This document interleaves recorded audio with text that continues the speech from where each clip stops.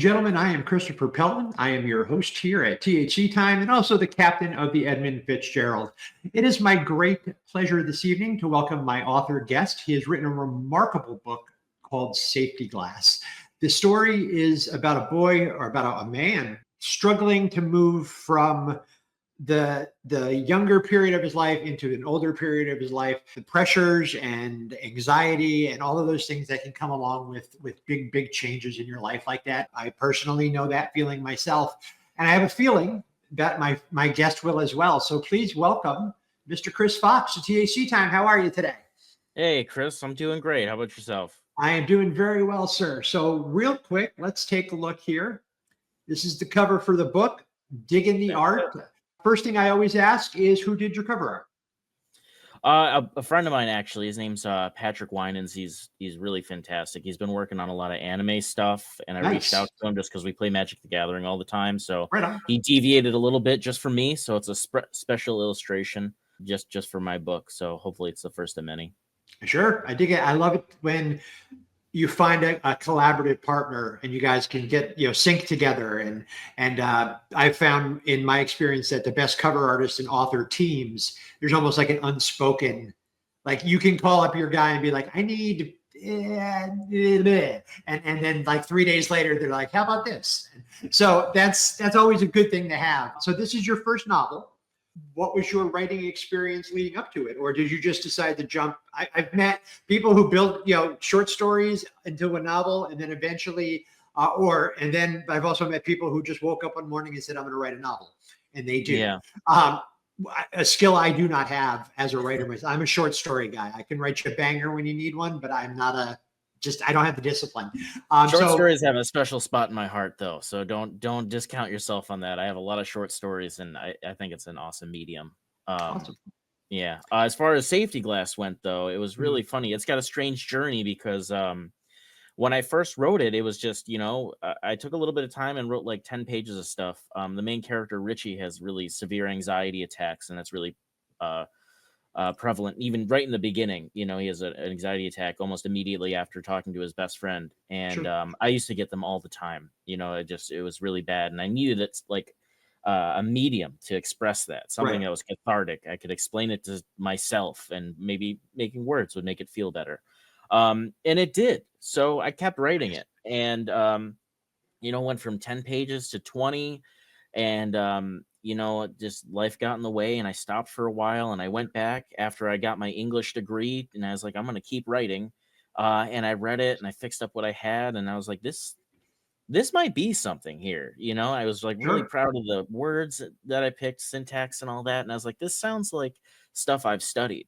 So I kept going. And then, life got in the way again, and I kept coming back to it. And I felt like every time I read it, I was a better writer. So I went back and touched stuff up. So it took me about 5 years to say, I love what's right here. I want to publish this. I want people to read it. And that's pretty much the journey that it took. So it was, much like my main character goes through a lot of transformation. I feel like I went through a lot, just creating it. So. Sure, absolutely. And it can be cathartic. The process of dealing with the stuff in your head. I mean, as a writer, I know there's, it jumbles up and it gets to be messy. Sometimes the wiring gets a little screwy, but then when you can sit down and you can work that out. One of the authors I work with, she wrote a four-book series about her upbringing in her childhood. And she is such a happier person now because she's gotten all that stuff out. So she's moving on to totally different types of writing and fun stuff. But the first 4 books were a release, and that's what good writing can be.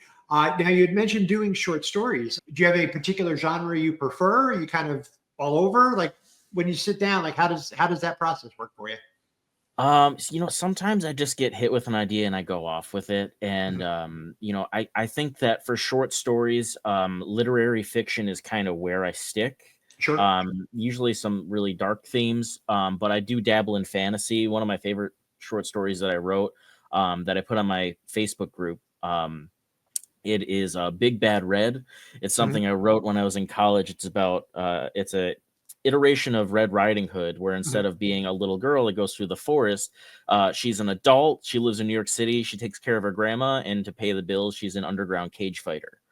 So instead of like, Nice. a little tiny girl, it's a very empowering, All right. like Right a on. fantasy story. Yeah. Okay. You're going to have to send me that, or I'm going to have to find it because Absolutely. I I'd love very to. much want to read that. How many short stories have you done?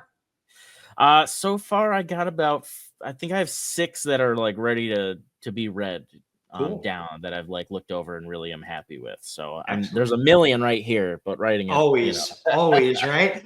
What got you like who were you reading when you were younger? Like who were your go-to authors? I really love the classics. Oh boy. The Great Gatsby. I've read it Sure. like 9 times. It's my Wow. favorite. I was a little sad boy in high school. We have our past and everything. And I Oh yeah. read The Great Gatsby, like, I love someone. They're just out of reach. I totally get this guy. I'm gonna be rich when I'm older. I know what that's like. So, but as I got into college, what made me want to like become a writer is actually another independent author. Her name's Ashley H. Blake. I got a book right here I just got Oh, sure. that I'm going to be reading soon. I haven't read this one yet. All right. But I read a book. It's called Girl Made of Stars. It's a young adult fiction about a girl and her twin brother. And he does something really messed up to a girl. It really is. It's a sad story, but I loved like delving into a tough subject on a book where it's taboo and you're like, there are ways that it affects. It's not just like you affected one person, it's ripples out, it affects your community. Right.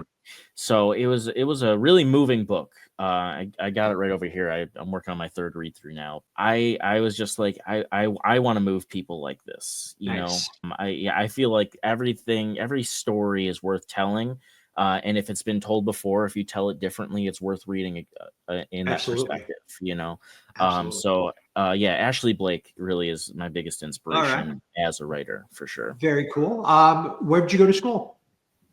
I went to school at Buffalo State University in Ah, Buffalo. well, upstate New York. I have family up that way, so I know the area a little bit.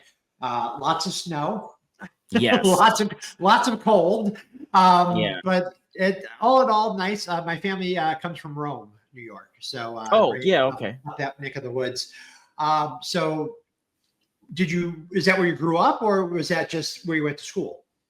Yeah, born and raised. Oh, excellent. Chicken wings and pizza. It's pretty much in my blood. I moved to Nice. Rochester for a little bit. I just missed it. At Rochester, everything closes too early, so Sure. I came Right back on. to Buffalo for my midnight chicken wings, and I'm happy. Very nice. Very nice. So how is your how has the book been accepted in the writing community? Like what kind of feedback are you hearing? So far, I've gotten really good feedback. Excellent. I published it on October 15th. My birthday's the 16th, and I was like, I want to publish this before I turn 30 so that I don't go through this weird like 30-year-old crisis. And I got Sure. it done. I was ready to go. And I thought, boom, my goal's over. I'm gonna sell 1 million copies and I'll be set. And I sold like 5. Yep. And I was like, wow, this is way harder than I was anticipating. So I went to this indie author event downtown and I met with some people. We're in a writing group now. It was like the universe wanted us all to be together. We're on Instagram. Writers Obscurity is our tag. Excellent. Um, and ever since then, I've been doing Instagram like crazy. I've been making reels and I was already doing YouTube. So I rebranded my YouTube channel. And it's been great since then. Like, I'm on Amazon, Safety Glasses on Amazon and Kindle Unlimited if you don't want to buy it. And it gives you a report for how many sales you have and how many pages are being read in Kindle Unlimited. And that number has Right. been going up. And I love that. I like, even if it's just one, I'm like, that's great. Someone bought 1 copy. Exactly.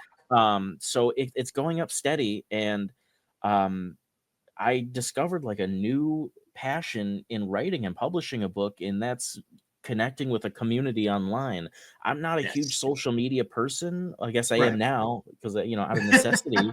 But I made my account and I made some funny reels about how it feels to be a writer and you're either like writing one sentence for an hour and it feels fantastic, or you're deleting that sentence for an hour and it's not so Yep. great. So, I just feel like I'm connecting with other writers. It's like I got a whole nother family, and Excellent. then when readers reach out, I got my first 5-star review, and it was just so in depth.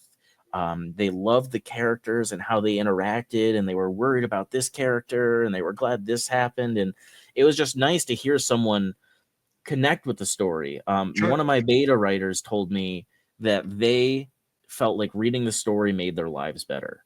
And I Nice. I could not believe Nice. how big of a compliment that could be, like when and then Mhm. on the other side, someone read it and said that they cried at a certain scene. I'm like, that's a funny thing. As an author, I'm proud to make you Right. cry, Right. so Oh yeah. Oh yeah. yeah, so it has been slow, but it's picking up, and I love Good. that. And so far, it's being received really well. I feel like I accomplished what I was trying to with the Excellent. book. Now, this is a question I love to ask, specifically of authors, because I know what it's like for filmmakers. I know what it's like for artists. I know what it's like for musicians. But you've given birth to this sheer force of will. You've taken this idea, you've turned it into a physical product. What was the day like for you when that envelope came or that box came for the first time, and inside was your book? It's unreal. It was almost like I think I made a video about it on my YouTube channel Right actually. on. And I opened up the book. I was like, what is this heavy box? I don't remember buying anything because the printing process takes so long. And I opened it up and there's 30 copies of my book. I'm like, who is this? Who sends 30 copies of the same thing to someone, So like there was a moment where it just wasn't real. It was like I, Yeah. for 5 years had this dream, and when I saw it in person, I expected to flick through the pages and they were blank. Like Right. something has to be wrong here, you Yeah. know. Um, and I don't think it really hit me until I saw the 5 books sold on Amazon. So like Right. even the physical copy in my hand wasn't real enough for me. It was Sure. the intangible. It was the number on the screen for me. So yeah, it's sometimes too like I was just saying to my wife, I was thinking about doing some writing tip videos, and Sure. I'm like, who am I to do writing tips? That feels weird to giving people tips on writing. And she's like, "Hun, you got a bachelor's degree in English, and you published a book. I think you Yeah. can give a couple tips to people online. Yeah. I think I you're think you're reasonable." qualified for that. That sounds reasonable. I can tell you, Chris, that I published 26 books last year, across a variety of Wow. genres with a variety of authors. Oh, I'm primarily a publisher. This podcasting is just a side gig. I'm a book publisher, by trade, and even with other people's books, as a publisher, when that proof comes in for the first time, because I'm full service. Like we do THC papers, we do everything. So I'm involved every step of the way, formatting, editing, cover art, the whole 9 yards, where we do it all. So when those proofs would come in for me, and for the author, even for me, it was like, yeah, man, all right, we know we Yeah. got a great book here. And that feeling doesn't change. And when the second book is done and the second book comes in, it'll be that same feeling. And it's nice because I think once it gets familiar, it gets boring. But for Yeah. me, every book that came in, whether I was the author or I was an author in it, or if I published it, was just a thrilling experience because it's the creative process that I love. That's why I do all the things I do. Yeah. Is I love working with creative people. I love getting the best out of them, and that's what we thrive to do. We are going to take a quick commercial break, and then when we come back, we're going to play Straight Fire, and then we're going to talk about what's coming up in the future for Mr. Chris Fox. So, folks, check this ad out. We'll be right back.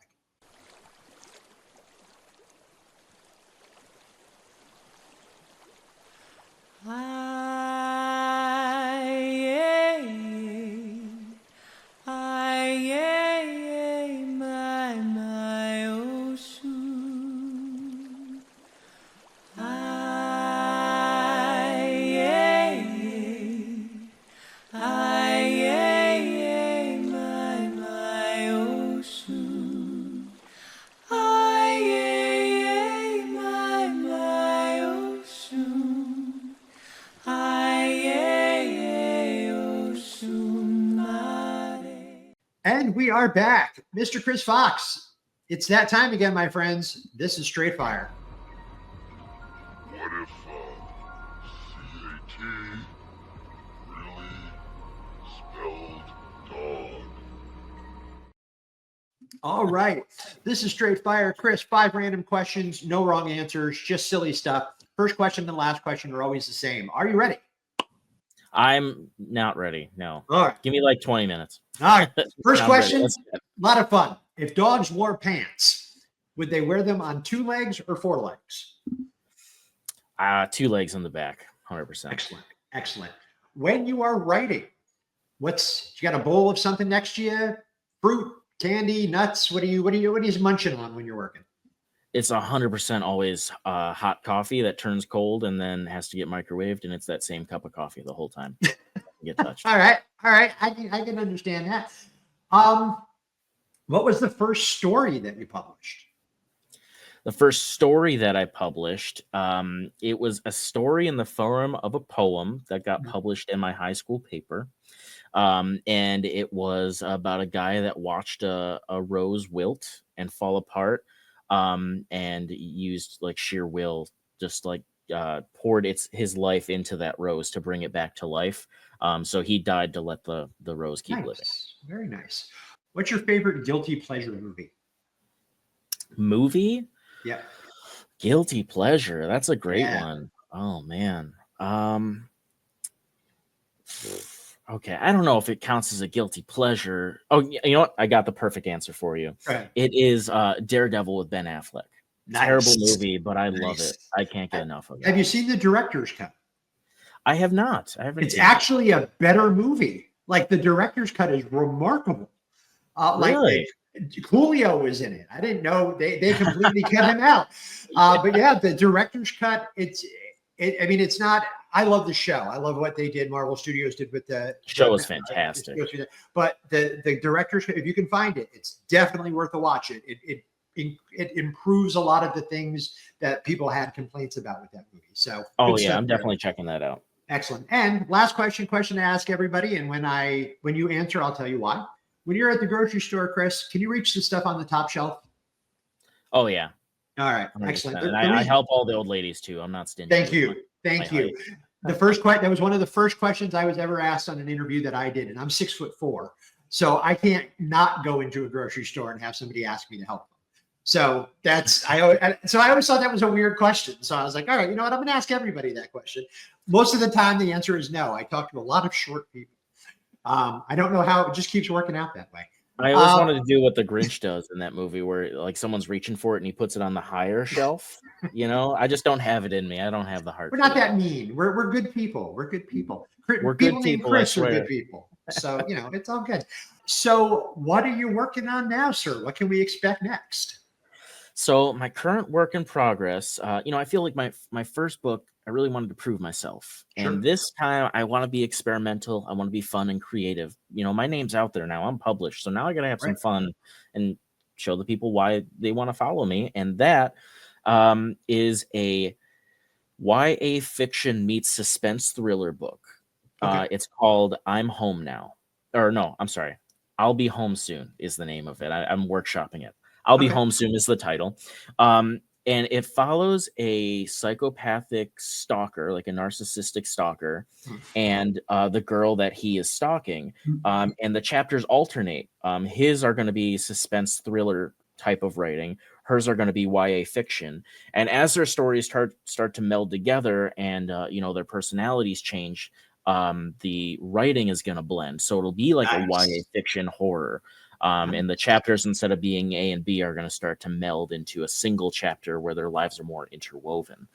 So there's a lot of creepy stuff going on, and there's a lot of people that like Dexter and you might like it, but also people that read like Hunger Games or like Twilight and stuff like that. They'll like it too. So it's going to bring two fandoms together to appreciate, I think, a really unique story. Nice. I published a little YA horror last year. Actually, I had a tremendous author I work with, author by the name of Dawn Conclaser, wrote an amazing book. It was a tribute to the Goosebumps series. And then she had written another book, which the name escapes me at the moment. All the Beautiful Things. I've heard of all the beautiful things. Tremendous writer. Dawn is a great person, and I've been lucky to work with her a couple of times. And she's top shelf. She's short, so she can't reach top shelf. As far as the quality of people go. So Chris, now that you are out in the world there, your book's been published. What are your thoughts on appearances? Any events, book signings, anything like that?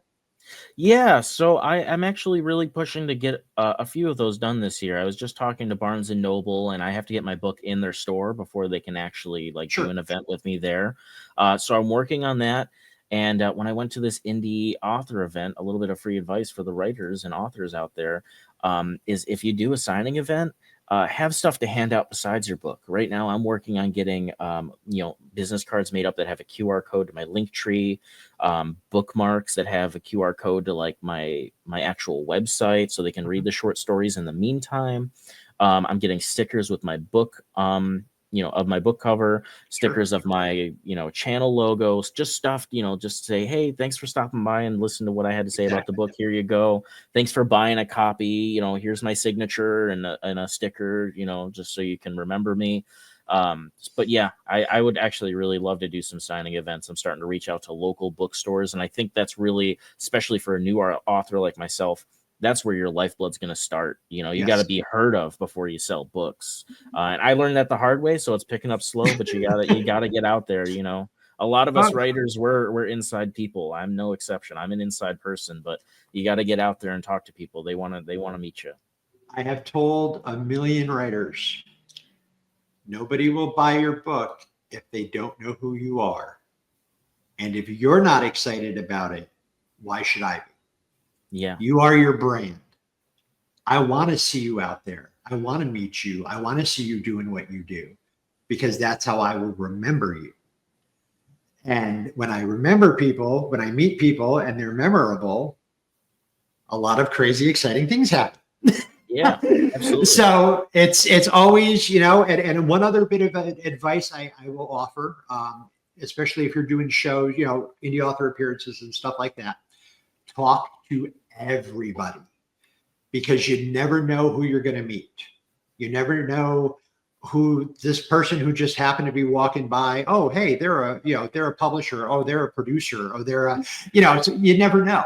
I mean, I've met some amazing people at some of these shows that have led to, like the guy who's in charge of my art department for my company. I was vending at a show. I used to be a toy dealer. I was vending at a show, and I was on one side of the aisle and he was on the other side of the aisle. So we were just back and forth, just bullshitting and everything. And I've been working with him for 3.5 years now. If you can see this, that's actually the cover for our first magazine that we ever published. And he hand painted that whole thing.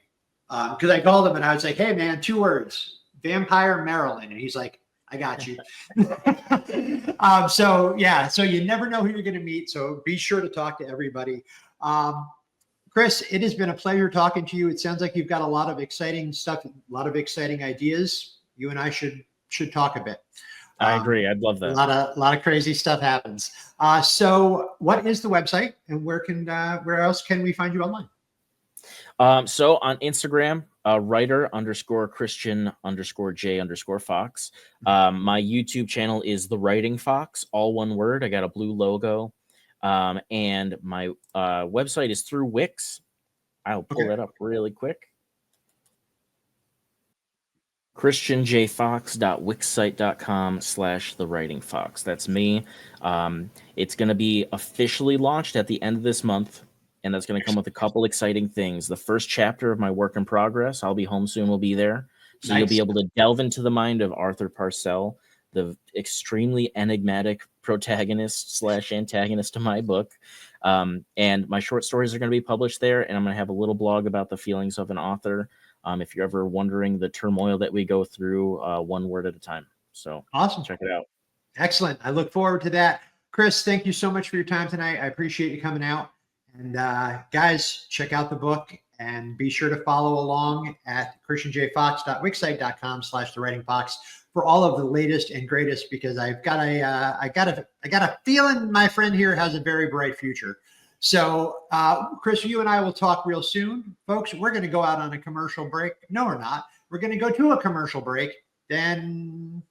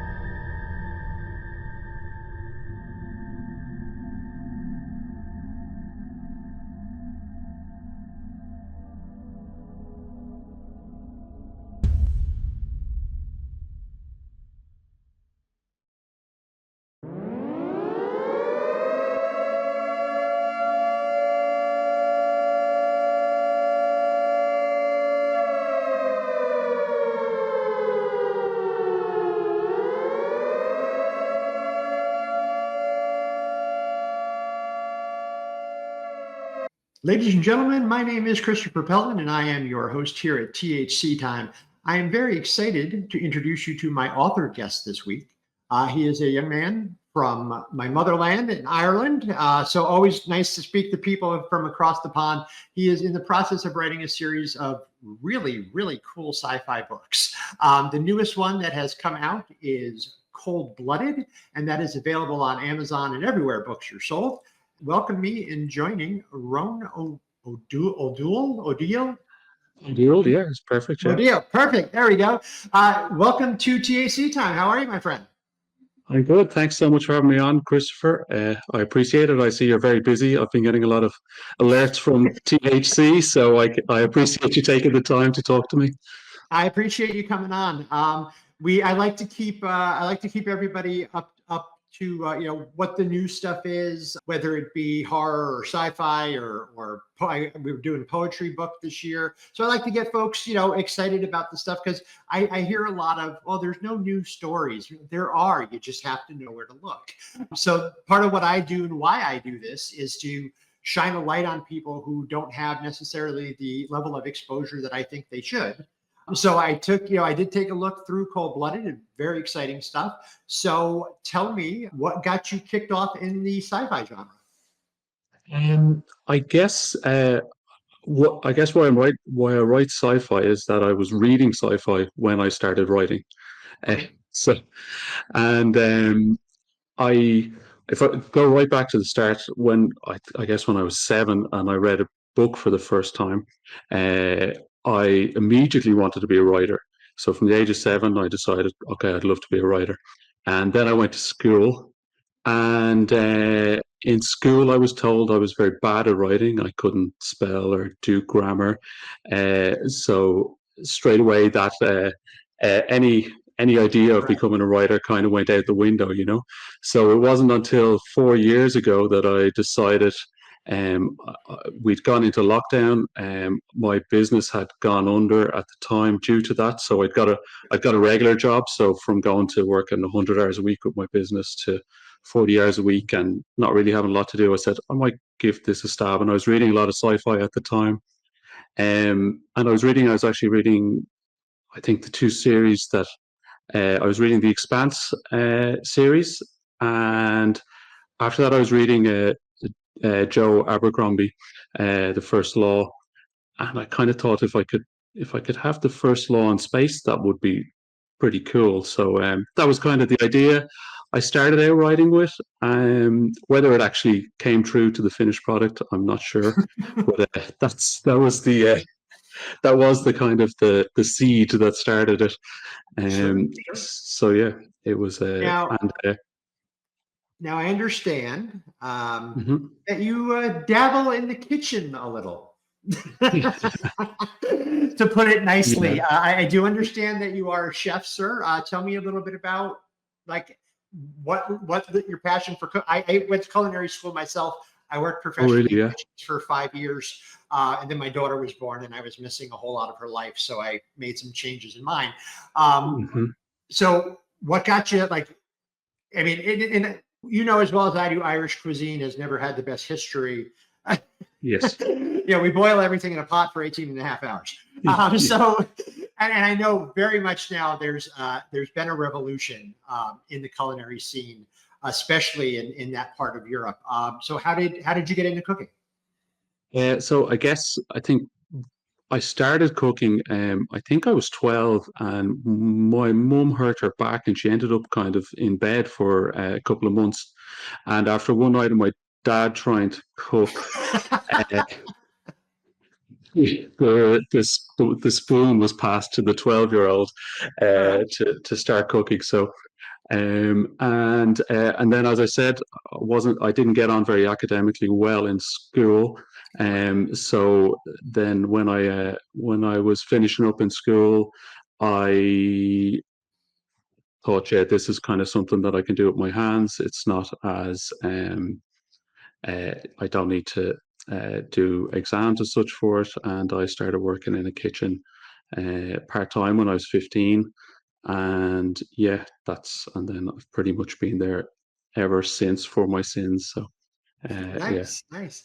I always found, obviously baking aside, because baking is a science, I've always found it remarkable the connection to creativity and with food and creative people. Like I know a lot of writers who dabble. I know a lot of filmmakers who dabble in in cooking and stuff. And it always amazes me how the creative side of cooking can help bring out other avenues. Were you influenced anyway, or have you had any thoughts about taking your culinary life and I don't know, maybe making a cool little weird book or not even necessarily a cookbook, like maybe like a horror story or something to bring those worlds together. Yeah, well, actually, interesting. I've been talking with some of my writer friends this week. So friends of mine, Rachel A. Rosen and Zila Novikov, they brought out a book last year called The Sad Bastard Cookbook, which is Nice. food you can eat so you don't die. So and it's it's basically it's a Right on. survival guide, and it's more humor than recipes in Sure. a lot of cases. It's a companion rather than it, like one of the recipes is stand at your fridge with it open and eat a pickle. So that's the There you kind of go. you know that's the kind of thing. So they're doing a sequel at the moment, and they were thinking of a spin-off as well. So I think I'm going to be taking charge of the spin-off because I did. So the spin-off is the working title at the moment is Baby Can't Cook. Sorry, the Sad Bastard Cookbook for Burnt Out Parents. So that's the Nice. one I'm going to be taking lead on. I worked in a creche for 7 years. I came up with the menus and the recipes and working with kids. So that's kind of a passion of mine is coming up with good food for kids. So Nice. so that's something that could be coming up this year. That's very cool. So That's yeah, very we started cool. working on it. So yeah. Awesome. How have you found the writing world? How are they treating you? With the friends I've made is amazing. So I don't know any writers in real life. Sure.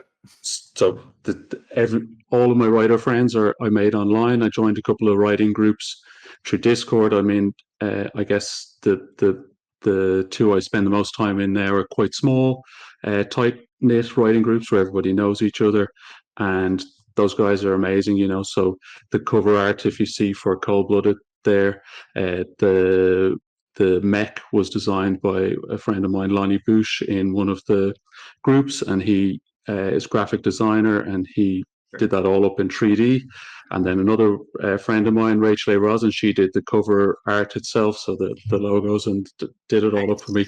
So and it's one of those things where if you were to get a professional to do that, that's it's Oh yeah. serious money. And when you're kind of starting out in it and you're trying to dabbling in it, it's a lot. But when you can get mates rates, it's Always a good thing. it's Always a good it's thing to know amazing, people.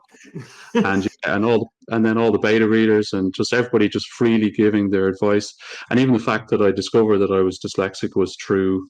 So was true. One of the writing groups when I started sharing my work for the first time, and I gave it out for a friend to read, and she came back to me. She was a teacher, and she said, "Oh, with your dyslexia, you should be blah blah blah." And I said, "Oh, I don't have dyslexia." And she's like, "I think you do." You do. Yeah, just All go right. look it up. And when I looked it up, and I was like, "Yes, tick that box, tick that box, tick that box." It's like, yeah, I think you're right. And that is So yeah, surprisingly, that is not an uncommon problem in the writing world. Like I've no, encountered no, a number of writers who have suffered with dyslexia, who've learned to overcome it, learn tricks, and a lot of them, I think, it's very similar story. Struggles in school when they were younger because it wasn't really being recognized when it should have been. And as you've grown up, you get into writing, and it's not the first time I've heard. It's very interesting because I've heard it from enough people now where it seems to be like, oh, okay, one and one makes two here. Something keeps adding up. Yeah, and again, So I think that's it's possibly as well what you touched on earlier with the creativity thing that I think there is a I think there's a link in kind of some of the neurodivergence and creativity and oh, dyslexia. I absolutely. think is part of that, and I think there's a and I think maybe my ancestors possibly would have been oral storytellers as opposed to written word, where the dyslexia Sure, wouldn't have mattered as much. absolutely. But then as you move on, you have to come into new mediums and figure out new ways of doing stuff. So yeah. Speaking of your family, how have they been with your journey as a writer? Like, I can't get my sister to read anything I write, but she's not a horror person. I'm primarily a horror writer. So like, have they embraced your work? Are they fans? Are they like, oh, that's Yeah, nice, you wrote a book, you know? well, it's interesting because my mother and myself are bookworms, but my dad doesn't read at all. My brother and sister don't read at all, so they don't read any fiction whatsoever. And I think they're possibly on uh, aphantasia. Is that the right word? Where they struggle to create the picture in their mind. Sure. Is that yeah? So I think they're possibly on that where when they're reading they struggle to actually create the Makes picture of sense. what's happening. um so I think they just don't read fiction. So they have not read my books. They've read a couple of my short stories, so they're like, this is amazing, it's the best story I've ever read. I was like, it's the only story you've ever read. So they're like, good, thank Um, you, I but they're appreciate it, yes. supportive. They're supportive. Yeah. Oh, they're very So supportive, yeah. excellent. We're going to take a quick commercial break. We'll be right back, and we're going to play my favorite game called Straight Fire. So, folks, stay tuned.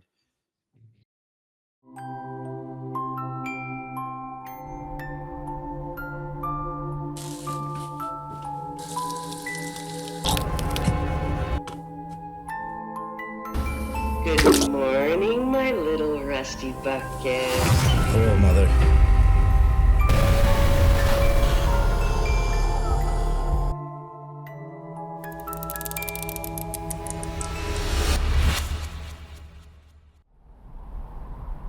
Rusty. And, folks, we are back, and you know what time it is. It's time for Straight Fire. What if CAT really spelled dog? All right, Ron, this is Straight Fire. It's 5 random questions, no wrong answers. Don't think about it too hard. It's just fun stuff. First question and last question are always the same. So, very first question I ask everybody who comes on my show. Very important. If dogs wore pants, would they wear them on 2 legs or 4 legs? 2 legs. All right, excellent, excellent. When you are writing, do you have a bowl of something next to you? Chips, candies, fruit, nuts? What do you munch on when you're working? No, I wouldn't munch. No. Oh, all right, all right. No one I'm writing, no. Okay, when you're Sorry, that's a cooking, terrible I'm answer. sure. But who's your favorite cartoon character? Oh, wow. Bluey. All right, all right. What was the first short, or what was your first story? First story that I wrote was actually a short story about the 1916 Rising. It was called The Stonebreakers' Yard, which is where the leaders of the Rising were executed. I would very much like to read that if you have a copy of it. Again, very Irish myself. The last question, the question I ask everybody. Once you answer, I'll explain why. Yeah. When you go to the shop, Rowan, can you reach the items on the top shelf? Yes, I can. All right, excellent. The reason I ask is because one of the very first interviews I ever did, somebody asked me that question, and I'm 6'4", so I'm a giant. So my whole life, I can't go into a grocery store without some nice little old lady asking me to help her. So all good. So if you ever hear I'm a top shelf guy, that's why, because I'm very tall. Okay, So, not for any other reason. Okay, I not get it. because of my personality or anything. I'm just a very tall Or guy. the magazine you did one time. Yeah. Yeah. So, what can we expect? You've got the cookbook project, or the Sad Bastard cookbook project. What's next for the cold? What's next for your series? So yeah, the next book I have kind of written the outline of it. It is slow going though at the moment. I have a very high energy 2 year old who only very recently started sleeping at all. Oh, It's been slow going is this getting through writing and editing. So I have a 21-year-old and a 2 year old, so there's a okay? bit of a A gap bit of there. a But difference there. Okay, so I yeah, don't have to yeah, warn you. I don't have to warn you about three because nobody warned me about three. Three was yeah, worse than no, two. Like I would have taken two back after three happened. My daughter's 28 now. So it was a long time ago, but yeah, nobody said anything about three. So folks, if you have a kid and it's your first kid and like, oh, the terrible twos, no, three is worse. Three is a walking yeah, nightmare because by yeah, the time you're three, they're talking back and they've got their personalities are starting to, and yeah, love my daughter to yeah. death. She was a pain in the ass when she was three. Where can we find you online, sir? So at the moment, I've mostly been hanging out on between Threads and Blue Sky, and Blue Sky seems to be the place to go. Oh yeah, I'm kind of I just got onto Threads, started getting there, and then the whole Meta thing happened last week, and there's been another exodus. So as I've said, it's kind of yeah, round up the wagons and back on the trail for the creatives as they head to absolutely, head to absolutely. the next place. But I do have a Substack as well where I do first chapter reads. So it's a fairly simple podcast where I just read the first chapter of an indie book. And the tagline is, and hope you might find your next favorite author. So I just do sci-fi fantasy chapter reads on there, and that's quite popular. So yeah, It's probably the accent. yeah. No, Chicks dig the accent. it's 100% the accent. I get told to do it. I was like, people were like saying to me stuff. Can you read this for me? I was like, yeah, sure, okay. So Chicks yeah, dig the accent, my man. Trust me. A friend yeah, of mine came from Ireland to the US, I want to say in like 2000, 2001. And like the first 3 years he was here, it was just like, oh my God, I mean, like just chicks just digging that. Yeah, I mean, he was a super nice guy, really good person, but chicks dig the accent, my friend.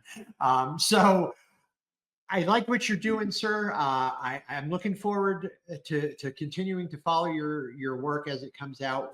Let's make sure that you and I stay in touch. We've always got opportunities opening up here at THC. We've always got projects happening. We do podcasting. We're doing some movie stuff. We're doing so all kinds of crazy stuff happening this year. So let's make sure that you and I stay in touch, and we'll make some cool stuff happen. I think 2025 is going to be a great year. And despite what's going on here in the States, yeah. we're We, creative. we, We're I think supposed to rebel. we have to keep we like as creatives, we have to keep seeing the beauty in the world and just talking about that.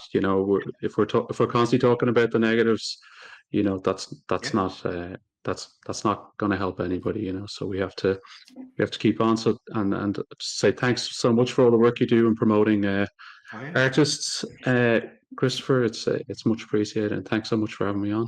Oh, I appreciate your time, sir. Anytime you want to come on, my table is always open. When the new book's ready, if you're co-authors on this other project, they want to come together. You guys want to come together, talk about the book. My table is always open. Feel free to hit me up. You're more than welcome anytime. So Ron, thank you for your time tonight, and we will talk real soon. Folks, stay tuned for this commercial break.